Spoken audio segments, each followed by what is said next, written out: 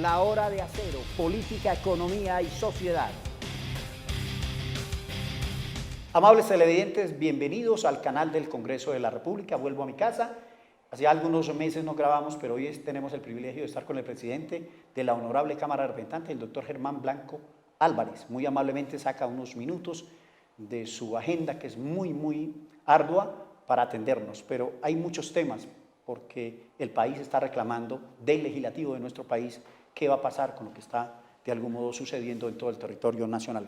Doctor Germán Blanco, bienvenido al canal del Congreso de la República. William, un cordial saludo a ti y a todos los amables televidentes. Muy contento de estar nuevamente contigo y poder expresarme ante los colombianos. Lo primero, sin duda alguna, doctor Germán, es el tema de la conmoción interior. Ya hay sectores, de algún modo, señalando que se le salió esto al gobierno de las manos. Vamos a completar un mes y los bloqueos siguen en todo el territorio nacional. ¿Qué piensa de si el gobierno nacional debe adoptar esta postura o esta petición que la tiene en la Constitución y en la ley? Bueno, yo no estoy de acuerdo con la conmoción interior. Creo que son medidas extremas. Siento que se ha empezado a desescalar progresivamente la contingencia interna. Las mesas de diálogo, de concertación, deben dar resultados en el muy corto plazo, así como se viene haciendo en las regiones a través de los gobernantes departamentales y locales. Aspiro a que no tengamos que llegar a una medida como esas, que no la veo conveniente. Es el sentir del Congreso, no solamente pues de la Cámara y del Senado. Sabemos que usted tiene diariamente las plenarias, lo hemos visto muy activo, pero es el sentir, eso es lo que uno percibe dentro de la Cámara de Representantes. William, yo solo puedo comprometer mi nombre. Yo soy uno con un voto, por más que oriente la corporación. Al momento de tomar decisiones, todos los votos valen lo mismo. He escuchado de muchos compañeros que no debemos llegar a la conmoción interior. Creo que no va a faltar quien lo considere como una salida. ¿Qué hacer? ¿Qué debe hacer el gobierno si no convoca la conmoción interior para salir de esta crisis? Porque uno ve pues, en las ciudades, el Valle del Cauca, Nariño, muchos de los sectores están prácticamente a merced de, pues no solamente de los manifestantes, que muchos los aplauden y creo yo que es aplaudible, pero el otro tema grave es que se están filtrando muchos sectores que hoy le apuestan a la guerra, doctor Germán. William, lo primero es que hay que mantener el derecho constitucional y legal a las manifestaciones. Eso no se puede coartar. Pero el Estado sí está obligado a judicializar los vándalos y tiene que operar la inteligencia del Estado en mejores términos, que permita que quienes utilizan las manifestaciones para atentar contra la vida o contra los bienes públicos o privados tengan un castigo ejemplar, mientras se mantengan obviamente las manifestaciones, que es un derecho como yo mencionaba. Y segundo, las mesas de diálogo, concertación, consenso, conciliación con todos los gremios, con todos los sectores, no se pueden parar de las mesas de negociación.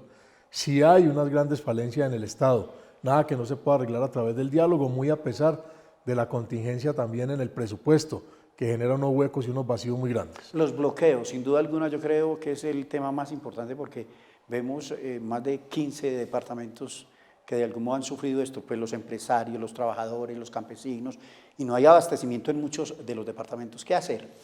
Los bloqueos no son constitucionales, tampoco son legales, limita la locomoción de las personas por el territorio. Le hemos pedido a la fuerza pública y a los gobernantes que actúen, pero racionalmente. O sea, primero tiene que haber un diálogo, una concertación, y eso va a permitir, estoy seguro, que se despejen las vías. Yo no soy amigo de la fuerza desmedida del Estado, creo que no debe ser, como tampoco de los vándalos, por eso hablamos de judicialización y de inteligencia al interior del Estado. Pareciera que falló eso, lo que usted acaba de señalar, la inteligencia, porque de algún modo se han notado ya hay algunos detenidos de integrantes de las FARC o que están en las disidencias y que apenas están mirando, de algún modo han capturado a algunos de ellos, pero ¿ha fallado la inteligencia en ese tema? Yo lo que creo es que nadie se esperaba en Colombia ese tipo de manifestaciones progresivas y mucho menos tampoco que en ellas irrumpieran actores de distinta índole, que no son necesariamente estudiantes, jóvenes, padres de familia, gremios. Eso es lo que llama la atención en un Estado como el nuestro, para que se prevea debidamente y si es sobre la marcha, pues que se haga la inteligencia necesaria se hagan las capturas y se judicialicen los responsables. Pero ¿cree que ha fallado? Le reitero la pregunta, presidente, porque uno vería que, pues, es que es un mes, y vuelvo y le reitero, el desabastecimiento, Antioquia, Valle, el Cauca, Nariño, Boyacá, uno nota que sí hay muchas filtraciones, pero que la inteligencia de algún modo no ha tenido los resultados que requiere el gobierno del presidente Iván Duque. Yo creo que no necesariamente es que se haya fallado, sino que hay un aprovechamiento de los que quieren desestabilizar el Estado y encontraron en las manifestaciones el espacio perfecto para ellos para, a través del vandalismo, generar caos institucional y social. La alcaldesa de la capital de la República acaba de algún modo decretar que se van a presentar una modificación al presupuesto de la capital de la República, y ahí van a tener más de 1.700.000 millones de pesos para de algún modo darle algo de aliento a la capital de la República en lo que tiene que ver con lo que reclaman los manifestantes. El gobierno debería de hacer lo mismo, porque no hay una política, uno diría, que de algún modo ataque esos sectores que de algún modo son, que no tienen, hoy no tienen empleo, no tienen comida, no tienen ninguna oportunidad. Esa es una gran discusión que hay en el Estado y que se denomina renta básica. La renta básica, el Estado no tiene los dineros, los billones de pesos que se necesitan para entrar a cubrir necesidades básicas insatisfechas en ese amplio sector de la población que es más de la mitad de la población de Colombia. Lo que se necesita sí son unas políticas que subsidien unas necesidades básicas en sectores de la población, pero no necesariamente como renta básica. Hoy el Estado no tiene la capacidad de llegar a ella. O sea, ¿no ve usted con posibilidad que el gobierno adopte la misma postura de que algunos recursos del presupuesto general de la Nación vayan para estos sectores tan abandonados por parte del gobierno nacional? En algunos sectores se pudiera dar, y lo están haciendo algunos gobernantes locales en el Estado, con los recicladores, una renta de 200 o 300 mil pesos mensuales, pero generalizarla es imposible porque no existe el presupuesto para eso. Obviamente hay sectores poblacionales con unas necesidades muy grandes, pero ahí es donde tienen que aplicarse las políticas públicas del Estado con presupuestos. Presidente, de algún modo darle un aliento a los que nos ven en estos momentos, esa desigualdad tan grande que hay del gobierno, del país, unos muchos más ricos, totalmente la banca, otros sectores han ganado billones, pero hay gente mucho más pobre, y en un reciente proceso que hizo el DANE, el 42% de la población es absolutamente pobre. ¿Qué hacer para que algún modo esa ventaja, eso no siga así? Eso es propio del capitalismo como sistema, y obviamente con eso no estamos conectando ni estamos manifestando que estamos de acuerdo. El Estado está obligado a cerrar esa brecha paulatina y progresivamente, para que existan menos pobres y para que la riqueza se redistribuya. Colombia tiene un número importante de ricos nacionales e internacionales que tienen que aportar más en la contingencia, unos recursos adicionales que permitan solventar necesidades sobre las clases menos favorecidas. ¿Se ha hecho? ¿Usted cree que por parte de este gobierno se ha hecho de algún modo tratar de que esto se vuelva una realidad? Están estudiando una reforma tributaria, una reforma fiscal o como la quieran denominar, después de la fallida que ya todos conocemos. La aspiración nuestra, que no estamos participando de esas mesas, que tendrá que venir al Congreso para la evaluación, discusión y aprobación o no, es que precisamente se tengan en cuenta sus aspectos, que se cierren brechas que permitan mejorar las condiciones de los menos favorecidos. Pero eso a largo plazo, presidente, ahorita se podría pensar que eso se puede dar. Ninguna política económica es a corto plazo, todas son entre mediano y largo plazo fundamentalmente, para que se puedan observar cambios efectivos. Estamos con el doctor Germán Blanco Álvarez, presidente de la Cámara de Representantes. Vamos a unos mensajes comerciales aquí en La Hora de Acero y regresamos.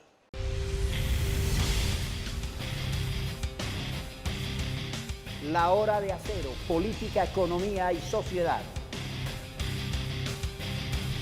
Tenemos una buena noticia para los jóvenes. Por primera vez, todos los estudiantes de estratos 1, 2 y 3 en educación superior técnica, tecnológica y universitaria de instituciones públicas tendrán matrícula gratuita a partir del segundo semestre de 2021 y durante el año 2022. Una ayuda que cubre al 97% de los estudiantes de estas instituciones. El único requisito es estar matriculado en un programa de educación superior y la institución hará todo el proceso. Esta medida llegó para quedarse y seguiremos trabajando para que sea política de Estado. Gobierno de Colombia.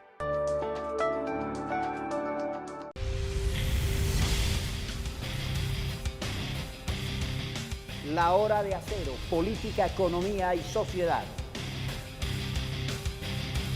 Presidente, algunos temas que yo creo que son pues, de su resorte. Sabemos que el ordenador del gasto es el director administrativo de la Cámara de Representantes, por ley de la República.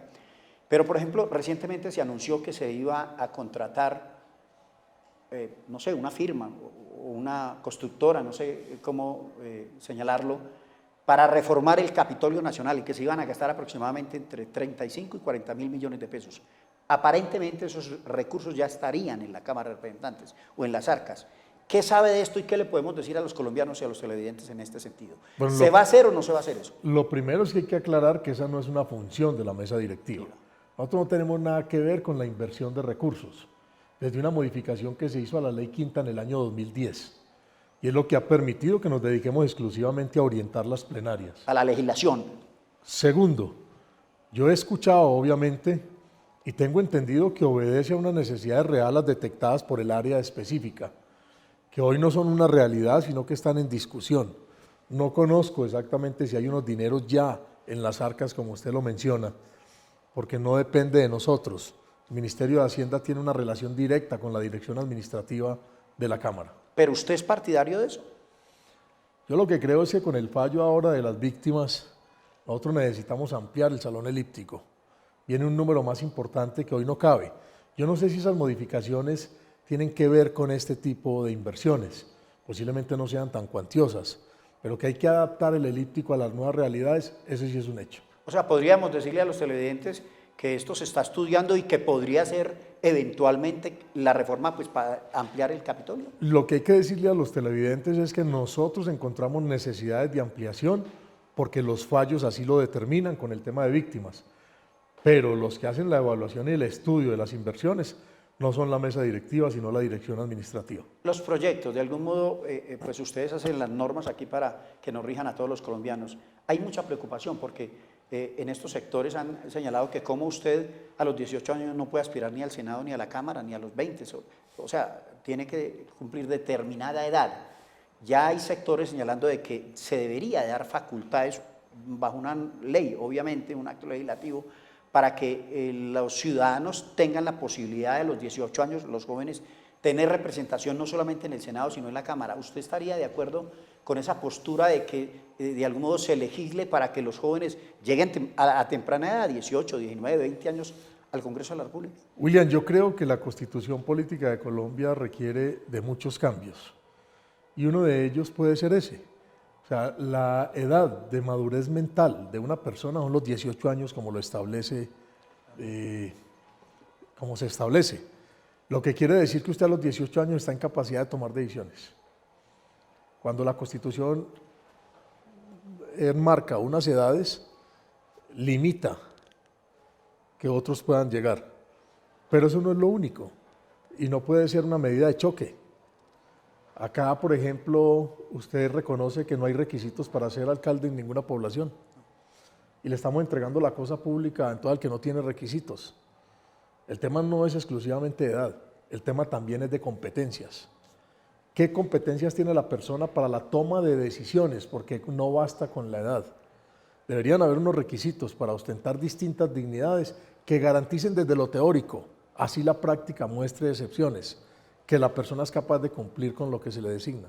Pero la profesionalización, porque de algún modo hay muchas críticas, usted lo acaba de señalar, un alcalde, un gobernador, un senador, un representante de la Cámara no necesariamente tienen que ser profesionales, pero pues también darle a un alcalde o a un gobernador o a un legislador la facultad sin debido profesionalismo que debería de tener para legislar o para pues, manejar unas arcas de una alcaldía o una gobernación, ¿esto se debería reformar? William, a los 18 años una persona no ha adquirido las competencias académicas que le permitan manejar la cosa pública. Entonces, la respuesta está dada. No podemos limitar por la edad, pero tenemos que hacerlo por el conocimiento. Cuando una persona adquiere las capacidades, ya la elegirán o no, porque es de voto popular. Pero a los 18 años la persona no tiene capacidades académicas ni competencias para manejar la cosa pública. Pero ahí habría como una, no contradicción, pero uno diría, exigen o piden algunos sectores de los jóvenes que tengan la posibilidad de llegar a representar el pueblo o los jóvenes en el Senado y en la Cámara, pero no tienen la experiencia profesional. Lo pueden hacer en los consejos, lo pueden hacer en la Junta de Administradores Locales, hay muchos otros espacios de la democracia. Esta es una cadena que progresivamente va entregando distintas posiciones. O sea, reevaluemos los requisitos para llegar al Congreso, pero no necesariamente tienen que ver con que la edad sea el aspecto decisorio. Esto tiene que estar ligado a unas competencias de índole académica y de conocimientos. Yo me devuelvo, presidente. ¿Qué detonó lo que está pasando hoy en el país? ¿Qué piensa usted que pudo haber sido como el vaso que se rebosó para que estemos hoy en lo que estamos? William, este no es un tema mañana. de los últimos años, este es un tema estructural, no tiene que ver con el gobierno de turno, sino con los gobiernos todos. La pandemia silenció, la pandemia ahogó, limitó, dejó a la gente en sus casas por más de un año, pero yo quiero que recuerde que en marzo del año entrante, en febrero, en enero del año pasado, ya se veían venir una serie de manifestaciones y unas tendencias de gremios para llevar a la calle un número importante de personas. La pandemia encierra todo el mundo. Frenó. Correcto. Y si uno evalúa por qué el año pasado, es porque en el Estado muchos gremios vienen inconformes y muchos sectores desde hace muchos años, con la falta de oportunidad, con la falta de ingresos, con la inequidad, que no tiene que ver con el hoy o el ayer, sino con el antier y con muchos años que se han acumulado estructuralmente y que es lo que nos permite pensar que hay que hacer modificaciones y cambios. La polarización, sin duda alguna, yo creo que esto es uno de los temas que más nos ha llevado a que pasen muchas de las cosas que han pasado. Uribe, Petro, Fajardo, Pedro, Juan, todos esos sectores, en vez de ayudar, han incendiado el país más. Yo no soy amigo de los caudillismos, creo que las personas todas, y más cuando orientan, tienen una responsabilidad muy grande. Y ese es el llamado que le hemos hecho a distintos dirigentes nacionales de los distintos partidos y sectores, que tiene que haber una gran mesa de concertación. Aquí hay que pensar más en sociedad que en partido, hay que pensar más en sociedad que en posibilidades de ganarse unas elecciones. Y en esa mesa caben todos los sectores.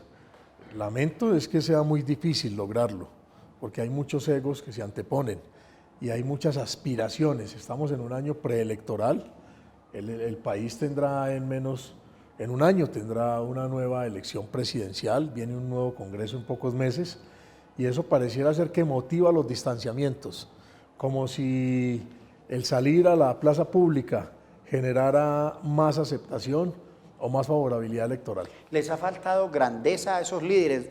Es muy maluco mencionar nombres, pero les ha faltado grandeza a esos sectores de izquierda y de derecha, mirar a ver de qué forma, en vez de asusar más todo lo que está pasando, unirse para que le den soluciones al pueblo. Yo no sé si grandeza, yo creo que les ha faltado responsabilidad. Cuando uno ostenta una dignidad dirigencial, que es capaz de, en un momento dado, de radicalizar posturas dentro del Estado, de polarizarlo, está en la obligación de generar espacios, de abrirlos y de tejer socialmente con todos. O sea, en el reconocimiento de las diferencias también está la solución y la salida, pero pareciera ser muy difícil, le digo, por el año preelectoral y porque la historia lo que ha demostrado es que acá hay unos sectores de derecha, otros de centro y otros de izquierda que difícilmente se sientan en la misma mesa. ¿Demasiado radicales? Sobre todo en estos momentos. Demasiado radicalismo cuando el país lo que está necesitando es soluciones, mesas de diálogo, humildad. Estamos con el doctor Germán Blanco Álvarez, presidente de la Honorable Cámara de Representantes. Vamos a unos mensajes institucionales aquí en La Hora de Acero y regresamos.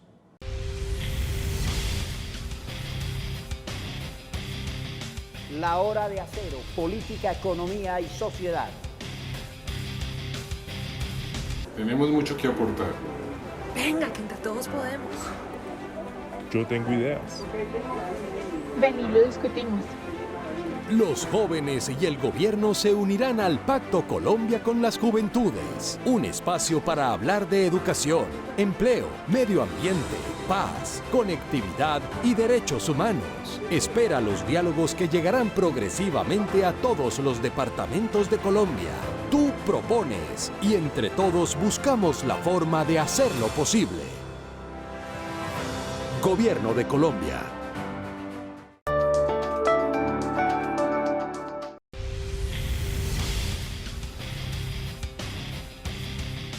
La Hora de Acero, política, economía y sociedad. Regresamos con el doctor Germán Blanco Álvarez, presidente de la Honorable Cámara de Representantes.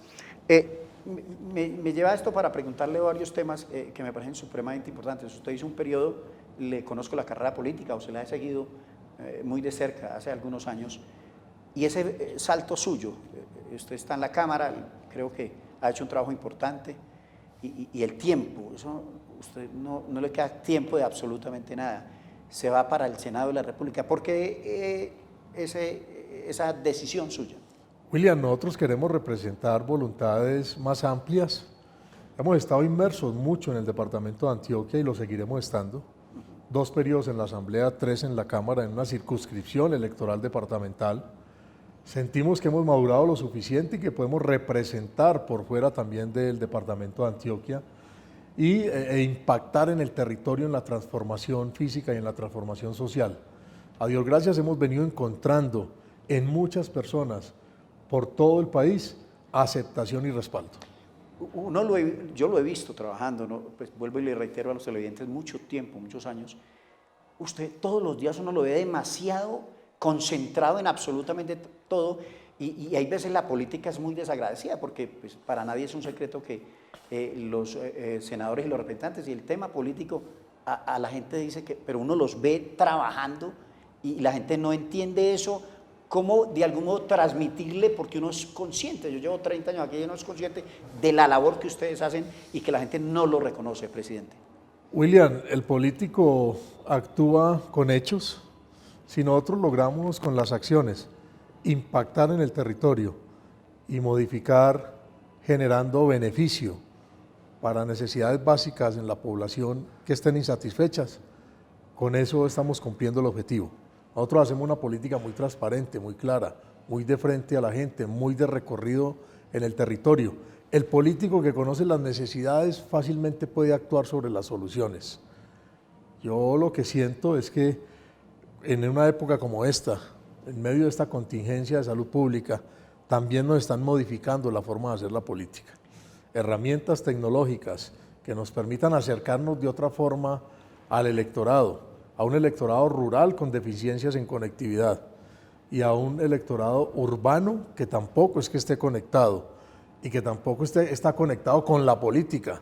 Entonces, ¿cómo lograrlo? No va a ser fácil y en eso estamos trabajando. Proyectos, sin duda alguna, pues de algún modo la actividad de ustedes en muchos sectores se mide por lo que han presentado, pero usted le tocó el bailar con la más fea, por llamarlo de algún modo, y esas iniciativas pues les tocó pues virtualmente, mucha gente que pues ha fallecido en la Cámara y en el Senado, un senador de la República. Muy difícil ese tema, pues porque manejarlo es un poco engorroso. Muy particular, William. No aspirábamos a llegar a la presidencia en medio de la semipresencialidad, pero los tiempos de Dios son perfectos y hay que aceptarlos. Hemos venido haciendo un trabajo consciente, permanente, disciplinado, con reconocimiento de todas las bancadas, esperando que el elíptico vuelva y se convierta lo más pronto posible en el sitio natural para el que fuimos elegidos, donde se generan los grandes debates, las grandes discusiones, la aprobación o no de los proyectos de ley. Pero nos tocó en esas condiciones y yo siento que lo venimos haciendo muy bien. El tema de la reforma a la justicia, hablamos hace algunos meses, o un mes o 2 meses, en otra entrevista que le hice para un diario, y pareciera que no va a pasar o no va a pasar nada con la reforma de la justicia, con la tributaria, con otras reformas que las piden a gritos los colombianos. No reforma la educación, no reforma la salud, no reforma la justicia, frustrada la reforma tributaria. O sea, al Estado le hemos pedido a través del Ejecutivo, y lo hice cuando me posesioné en mi discurso, que era el momento preciso de presentar grandes reformas a la estructura del Estado, en temas como los que yo acabo de mencionar. Se acaba nuestra presidencia y eso no ha pasado, se frustra solamente la tributaria y la de la salud. Yo aspiro a que en el año que resta existan unas mesas muy concertadas que permitan presentar algunas de esas reformas. Están aplazadas por muchos años y además están malentendidas socialmente, porque hay amigos de desinformar a la población que no permiten observar la benevolencia de un proyecto. También es cierto, proyectos que tienen que presentarse concertados. Cuando no hay concertación con la sociedad civil, con los gremios y con la institucionalidad, un proyecto fracasa. El tema más importante, diría yo, porque yo llevo pues algunos años aquí, y el tema de la reforma a la justicia nunca, pues, tanto que se aprobó un proyecto, pero finalmente la Corte Constitucional no lo puso a funcionar. Eso se podrá ver en el camino porque la gente no cree en la justicia, doctor Germán. Pues yo quisiera responderte que sí. Ya llevo 11 años en el Congreso y no he visto una realidad como esas. Aspiro y espero que en adelante se generen las condiciones y se permita una verdadera reforma a la justicia que acerque la justicia al ciudadano y que el ciudadano sienta confianza en quienes administran justicia. La mancomunidad del Congreso de la República en las dos cámaras y en las Cortes, Constitucional, Consejo de Estado, Consejo Superior de la Judicatura y Corte Suprema, eso de algún modo no ha permitido, diría yo, quiero su opinión, que es el legislador, porque los intereses de ambos sectores no dejan que eso avance. Bueno, separación de funciones en el Estado Social de Derecho, colaboración armónica. Yo no me atrevería a pensar que hay una serie de intereses en la función judicial del Estado. Yo lo respeto profundamente. El legislativo ha tenido las puertas abiertas para que se le radiquen los proyectos que son iniciativa del Ejecutivo y que debe concertarlos con las demás funciones del Estado.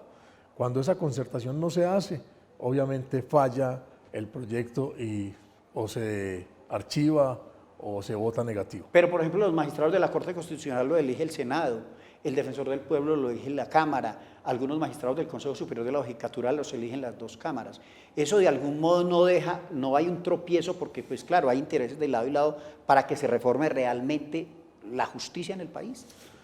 Los proyectos de reforma plantean situaciones como esas, que una función no tenga que inferir en la elección de miembros de otra función, ni con el Ejecutivo ni con el Judicial en el caso del Legislativo. Pero hoy la Constitución plantea que debe ser así. ¿Qué se busca? Que cuando se eligen a las personas se mantenga la independencia y la autonomía de la función. Que esos magistrados, si bien se eligen por el Congreso previa a las ternas de las demás funciones, pues mantengan independencia y autonomía. Y yo doy fe de eso, William. O sea, uno no conversa con un magistrado de la Corte Constitucional si no es un tema técnico. O sea, ellos no están a manteles en condiciones políticas con los parlamentarios, eso tampoco es cierto. Ojalá lleguen reformas estructurales que permitan que se gane en concursos de méritos de la rama judicial.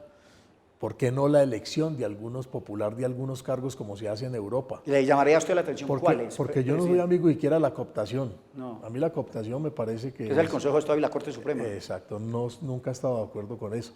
Una carrera progresiva que permita que quienes sean magistrados en cualquiera de las funciones de las Cortes lo logre por sobrados méritos en concursos transparentes y abiertos. El convenio de Escocer, de Escazur. Explíquenos eso, presidente. Hay una disyuntiva muy grande. Hace un año el Gobierno Nacional presentó un proyecto de adhesión del gobierno, de Colombia al convenio de Escazú, que se firma en Centroamérica. Es el que plantea que las comunidades tengan que ser tenidas en cuenta cuando hay proyectos de carácter ambiental en su territorio. O sea, que se generen las veedurías, que se genere la información. Ese proyecto está parado porque ese proyecto tiene que ser convocado por el presidente de la Comisión Segunda de Senado, que es Juan Diego Gómez. Él es el único facultado para convocar las comisiones conjuntas segundas, para darle el debate porque tiene mensaje de urgencia y después vendría a la plenaria. A mí que me duele que vamos a terminar las sesiones ordinarias y no vamos a lograr entregarle al país algo que está reclamando. Ese proyecto divide, pero que se dé la discusión, que se traiga a las comisiones y que se traiga a las plenarias y ya el resultado se observará, pero que nos permitan expresar. Yo soy amigo de Escazú, a mí me parece que a las comunidades hay que preguntarles y ellos tienen que facultar las inversiones y que no simplemente que sea una prerrogativa del Estado. ¿Falta voluntad política o hay alguien que tiene intereses ahí más marcados, presidente? Bueno, yo creo que esa pregunta no la debo responder yo. Yo no soy el que convoco las comisiones conjuntas segundas. Alguna razón tendrá que haber. Yo particularmente simplemente dejo a colación que tengo las puertas abiertas de la Cámara en la plenaria hasta el último de los días que me corresponda, que lo he venido haciendo durante todo el año, esperando poderle dar discusión a ese proyecto. Pero mientras no convoquen las comisiones segundas, no va a pasar nada en plenaria. Finalmente, presidente, como para amenizar esto, sabemos que el tiempo en televisión es oro, le voy a señalar 5 o 6 de los personajes de la vida nacional y usted me los define. El doctor Álvaro Uribe Vélez. Es un hombre al que el país le debe mucho, que ha hecho historia, que orienta una parte muy importante de la política nacional. Yo admiro muchas cosas de Álvaro Uribe, pero obviamente no pertenezco a su partido, no soy su elector y considero que muchas veces hay que darle paso a nuevas generaciones que permitan, con conocimiento y siguiendo unas filosofías que pueden ser las de él también, ostenten dignidades. Él ya no es senador, yo no creo que vaya a aspirar nuevamente. No puede. Pues podría en un momento dado y hacerse elegir y renunciar, pero yo siento que aquí necesariamente tiene que haber un cambio generacional, fundamentalmente entre quienes han ostentado ese tipo de dignidades y quienes vienen de abajo reclamando espacios. Gustavo Petro. Gustavo Petro polariza, igual que el doctor Álvaro Uribe, o sea, son respetuosas las posiciones, por más que yo tampoco comparta a Gustavo Petro. Yo siempre le he pedido que deben tener la humildad necesaria de reconocer que hacen parte del engranaje del Estado y sentarse en las mesas de diálogo y de discusión, que el momento electoral es otro, que las urnas representan otro tipo de cosas, pero que al país no se le puede incendiar. Sergio Fajardo, además de su tierra. Sergio Fajardo, ausente, un hombre absolutamente ausente en momentos de contingencia. Yo siento que cuando uno tiene esos niveles de responsabilidad política, debería hacerse presente, sentar posición, estar en la plaza pública, en distintos espacios, sentando posición. Y yo siento que le ha quedado faltando y que en el Estado todos nos venimos dando cuenta. Federico Gutiérrez. Nueva generación, una persona que hizo muy bien su trabajo en la ciudad de Medellín, que tiene reconocimiento local, departamental y nacional, indudablemente es una opción. ¿Usted cree que el partido, su partido, el conservador, va a tener candidatos? Pues hay unos precandidatos, el exministro de Hacienda y pues hay otros sectores, el doctor Juan Carlos, que fue ministro de Defensa. ¿Usted qué piensa de ellos? ¿Cree que pueden tener de algún modo oportunidad dentro del Partido Conservador para que sean candidatos a la presidencia de la República? Aspiro y espero que sí, que el Partido Conservador rápido establezca los mecanismos que nos permita ser opción de llegar a la presidencia de la República y no simplemente una alianza como ha sucedido en elecciones anteriores. Esos precandidatos que tiene el partido tienen todas las competencias, están haciendo el trabajo, lamentablemente la contingencia de salud pública, pero también están en la virtualidad conectados. Son personas que son conservadores, que defienden las premisas y postulados del partido, y el partido pudiera en cualquiera de ellos tener la presidencia de la República con sobrados méritos. Germán Vargas Lleras. Bueno, yo el tema de Germán Vargas tengo necesariamente que reconocer muchas de sus ejecutorias en el pasado. Creo que Germán Vargas en los gobiernos anteriores en el territorio impactó con una serie de programas, fundamentalmente con los temas de vivienda y con los temas de agua, que dejan una grata recordación, no así en lo político. el resultado saltó a la vista. Tiene una gran bancada y creo que va a buscar fortalecerla para el gobierno próximo, pero yo obviamente no lo veo como candidato a la presidencia de la República. Finalmente, presidente, ¿va a haber, usted cree que esas candidaturas que se anuncian, los Char, Dilian Francisca, Humberto de la Calle, los Verdes, van a sacar un solo candidato? ¿Cree que de ahí puede pasar que todos salgan a las contiendas electorales? Si el centro y la derecha no se sientan, se corre un riesgo muy grande en el Estado. El país sigue polarizado. Yo veo una segunda vuelta con un candidato de izquierda o con un candidato de oposición y un candidato de centro derecha, lo que obliga que se sienten a la mesa, que discutan, que depongan y que tomen decisiones que permitan normalizar y regularizar la política.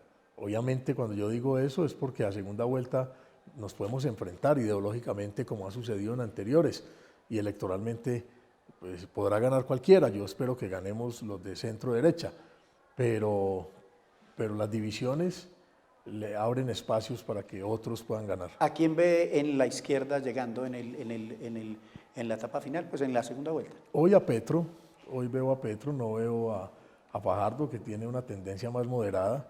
Sin embargo, esa división entre ellos también les hace mucho daño. A todos los televidentes les agradecemos mucho el que nos hayan acompañado, al presidente de la Cámara, gracias por haber estado con nosotros y los esperamos en una próxima oportunidad aquí en La Hora de Acero.